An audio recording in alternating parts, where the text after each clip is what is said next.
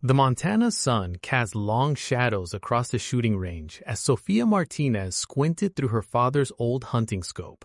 At 19, her slender frame belied the strength in her shoulders as she steadied her breath, the familiar ritual calming her racing heart. 3 miles away, a target the size of a dinner plate waited. She squeezed the trigger, the rifle's report echoing across the valley. Another bullseye. Her 5th consecutive one at this distance. Sofia had grown up with stories of her father's time as a military marksman, his hands guiding hers on rifles since she was tall enough to hold one. What began as father-daughter bonding evolved into something extraordinary when her natural talent became impossible to ignore. Her eyesight was exceptional, 20/10 vision that allowed her to spot details others missed, and her hands remained steady even under pressure, a gift she couldn't explain. When the letter arrived inviting her to a special military training program, her father had fallen silent, pride and worry battling across his weathered face. "They don't invite civilians without a reason, Soph," he'd said finally. "Someone important noticed you." Now, 3 weeks later, Sofia stood at attention before Lieutenant Audie Murphy, a decorated veteran whose name carried weight throughout the armed forces. His eyes, sharp and assessing, studied her as if searching for something specific. "At ease, Martinez," he said, his voice carrying the weight of command. "Your scores in preliminary testing were unusual. Some might say impossible." "Nothing's impossible, sir," Sofia replied, the words automatic. "Just improbable." A ghost of a smile touched Murphy's lips. "We'll see. You're here because Colonel Eileen Collins believes you have potential. I'm reserving judgment." The training facility sprawled before them, a complex of shooting ranges, obstacle courses, and classroom buildings. In the distance, Sofia spotted a group of men in naval combat uniforms. SEALs, she realized with a jolt of nervousness. Their muscled frames and confident stances marked them as elite warriors. "Those men have trained for years," Murphy said, following her gaze. "They've served in combat zones most civilians can't pronounce, and you'll be training alongside them." "They won't like that," Sofia observed quietly. "No, they won't." Murphy's tone was matter of fact. "Especially when they learn you're here to work with this." He led her to a secured weapons locker and entered a code. The heavy door swung open to reveal an M107 Barrett rifle, a massive anti-material weapon that looked more like artillery than a sniper rifle. Its long, intimidating barrel and substantial frame made Sofia's hunting rifles seem like toys. "This is what separated the good from the exceptional," Murphy explained. "The Barrett demands perfect form, incredible patience, and mathematical precision. Most trained snipers struggle with consistent accuracy beyond the mile. The current SEAL record stands at 1,920 meters. Sofia reached out, her fingers hovering over the weapon. "May I?" Murphy nodded, watching as she lifted the rifle with appropriate respect for its weight and power. Something in her handling of the weapon made him straighten slightly. "Training begins at 0500 tomorrow. Colonel Eileen Collins has staked her reputation on you, Martinez. I suggest you don't make her regret it." As they walked toward the barracks, Sofia felt eyes tracking her movement. A group of SEALs had paused their conversation, staring openly at the civilian girl being escorted by Lieutenant Murphy. "She's 19?" one of them said loud enough to carry. "Is this take your daughter to work day?" Laughter rippled through the group, but Sofia kept her eyes forward, chin lifted. She'd faced doubters before. Tomorrow, when the Barrett roared in her hands, would be soon enough to answer them. Dawn broke over the training facility as Sofia hefted the Barrett M107 into position, her muscles already burning from the pre-dawn physical training. 3 weeks had passed since her arrival, and the whispers had only grown louder. The SEALs watched her with a mixture of amusement and disdain, waiting for her inevitable failure. "Remember your breathing," Lieutenant Murphy instructed, his voice low and steady beside her. "The Barrett has a different personality than anything you've handled before." Sofia nodded, settling into position. The rifle's weight pressed against her shoulder as she aligned her sight. The first shot sent her recoiling, the massive .50 caliber round missing the target completely. "Told you," came a voice from behind them. Chief Petty Officer Jackson, the SEAL team's lead sniper and current record holder, stood with arms crossed. "This isn't a hunting trip, little girl." Murphy silenced him with a look. "Again, Martinez."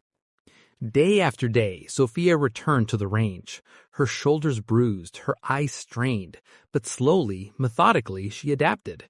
By the second week, she was hitting targets at 1,000 meters consistently. By the third, she'd pushed to 1,500.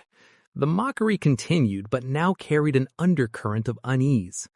"She's just a civilian playing soldier," Jackson told his team loudly in the mess hall. "When the pressure's real, she'll crack."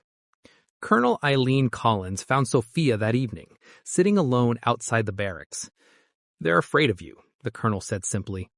"They're SEALs. They're not afraid of anything. They're afraid of change, of being outperformed by someone who doesn't fit their image of excellence." Collins sat beside her. "Tomorrow's qualification test will determine if you continue. Jackson has requested to oversee it personally." The test came with unexpected complications. A storm front moved in overnight, bringing gusting winds that changed direction unpredictably. Perfect conditions for failure. 1,600 meters, Jackson announced with a thin smile. "In these conditions, even our best struggle. But since you're so special..." Sophia took position, calculating adjustments for the wind. Her first shot missed by inches. Jackson's laugh cut through the air. "I told Murphy this was a waste of resources. She's 19, for Christ's sake." Something hardened in Sophia's chest. She recalibrated, remembering her father's lessons about reading natural indicators, how grass bends, how leaves flutter. Her second shot struck the outer ring of the target. Her third hit center mass. Jackson's smile vanished. "Lucky shot." "Again," Sophia requested quietly. The distance increased to 1,800 meters, then 1,900. Each time, after initial adjustments, Sophia found her mark. The SEALs grew silent, their expressions shifting from dismissal to reluctant attention. At 2,000 meters, beyond Jackson's record, Colonel Collins appeared, accompanied by General Janet Wolfenbarger, whose presence sent the SEALs snapping to attention. "One shot, Martinez. Show me what Colonel Collins has been telling me about." The pressure was immense. Sophia felt every eye on her as she settled behind the Barrett. The wind gusted unpredictably. Sweat beaded on her forehead as she calculated, adjusted, breathed. The shot cracked across the range. Through her scope, Sophia watched the target shatter at 2,100 meters, a new record. Silence fell, only broken when General Wolfenbarger spoke. "Impressive, but hitting paper is different from real-world application." "With respect, General," Jackson interjected, "anyone can get lucky once. Then perhaps a practical demonstration. The joint exercise with British forces begins tomorrow.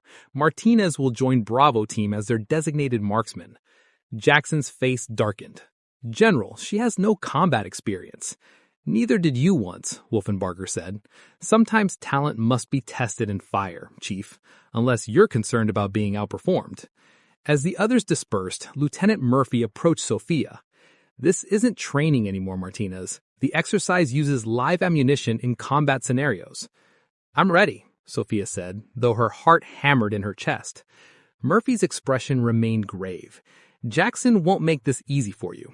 He's been Bravo sniper for 3 years. Now you're taking his place." "I never asked to replace anyone," Sophia replied. "Doesn't matter," Murphy said. "In his eyes, you're a threat, and threats get eliminated." The joint exercise transformed the training ground into a simulated war zone, complete with abandoned buildings, mock villages, and opposing forces using tactical gear and live ammunition with specialized training rounds.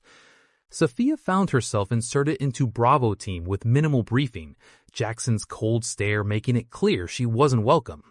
"Stay out of our way," he muttered as they geared up. "This isn't target practice." Lieutenant Susan Ann Cuddy, coordinating the exercise, pulled Sophia aside. "They've designed this to test your breaking point, Martinez. The scenario involves a hostage situation with multiple elevated threats. Your position will be isolated from the team." Sophia nodded, checking her Barrett one final time. "I understand, ma'am." Remember, Cuddy added quietly, sometimes the hardest shot isn't the longest one. It's the one you have to make when everything is falling apart around you. The exercise began at dusk. Sophia was positioned on a water tower overlooking the mock village, while Bravo team infiltrated from the ground. Through her comms, she heard Jackson redirect the team away from her designated overwatch zone, effectively cutting her out of their protection grid. Bravo Actual, be advised I have limited visibility on your approach vector, Sophia reported. Maintain position, Overwatch, came the terse reply, not from Jackson, but from Colonel Collins monitoring the exercise. Trust your training. The scenario escalated quickly. The opposing force, British SAS operators playing the role of hostiles, executed a perfect ambush. Bravo team was pinned down, their planned extraction route cut off. Through her scope, Sophia counted 12 hostiles converging on their position. Bravo is compromised, Jackson's voice crackled through comms. We need immediate support. Sophia calculated rapidly. The nearest targets were moving in coordinated patterns, using cover effectively. Standard shots wouldn't work. She would need to create a distraction. Overwatch, what's your status? Colonel Collins demanded. I can create an opening, but I'll need to relocate after the first shot. My position will be compromised. Negative, Jackson cut in. Stay put and provide cover fire only. Sophia made her decision. She targeted a fuel tank near the largest concentration of hostiles, a shot that would require accounting for wind, distance, and the precise point of impact to create the desired effect without causing actual harm to the SAS operators. The Barrett roared. The tank erupted in a controlled explosion of smoke and noise, disorienting the opposition. In the chaos, Sophia rapidly relocated, sprinting across rooftops to a new vantage point as training rounds peppered her previous location. From her new position, she systematically eliminated the hostile snipers targeting Bravo team, one shot after another, each finding its mark despite the fading light and increasing complexity of the engagement. Martinez, 3 hostiles approaching your 6, Jackson's voice came unexpectedly. I don't have the angle. Sophia spun, finding herself exposed as SAS operators closed in. She abandoned the Barrett, drawing her sidearm in a fluid motion. 3 rapid shots, center mass on each approaching figure. The SAS operators raised their hands, acknowledging the hits. Overwatch position secure, she reported calmly. The exercise concluded with Bravo team successfully extracting the hostages. As they regrouped, General Wolfenbarger approached with Colonel Collins and Lieutenant Cuddy. Impressive adaptation, Martinez, particularly your decision to create that diversion against orders. Jackson stepped forward. With respect, General, that was a direct violation of chain of command. Sometimes the right tactical decision overrides protocol, Chief, something I believe you've demonstrated yourself in the past. Jackson's expression remained tight, but he offered Sophia a curt nod. The tank shot was creative, wouldn't have thought of it myself. It wasn't friendship, but it was acknowledgement, the first step towards respect. 3 days later, Sophia was summoned to Colonel Collins' office. Lieutenant Murphy and Lieutenant Cuddy were already there, along with a man in a suit who introduced himself only as Department of Defense. Your performance has attracted attention, Martinez, Collins explained. We're establishing a new specialized training program for exceptional marksmen, regardless of traditional background or age requirements. We want you to help develop it, Cuddy added quietly. Your approach to the Barrett, the techniques you've adapted, they're unorthodox but effective. What about Bravo team? Sophia asked.